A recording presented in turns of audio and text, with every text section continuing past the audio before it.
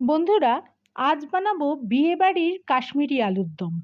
প্রথমে একটা মিক্সির জারে কিছু কাজু কিশমিশ আর 3 চামচ টক দইয়ের একটা পেস্ট বানিয়ে নিতে হবে। আলু সেদ্ধ করে মানানসই মাপে কেটে 3 চামচ সর্ষের তেলে লাল করে ভেজে তুলতে হবে।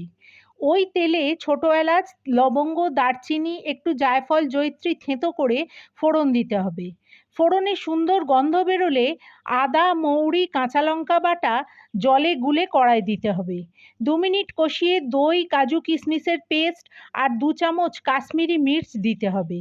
ভালো করে কষিয়ে তেল ছাড়লে নুন, 2 চামচ চিনি দিয়ে ভাজা আলুগুলো দিয়ে আবার কষাতে হবে। কিছুক্ষণ পর পরিমাণ মতো গরম জল দিয়ে চাপা দিয়ে ফুটতে দিতে হবে। ফুটে তৈরি হয়ে গেলে 2 চামচ মৌরি গুঁড়ো ছড়িয়ে চাপা দিয়ে দিতে হবে।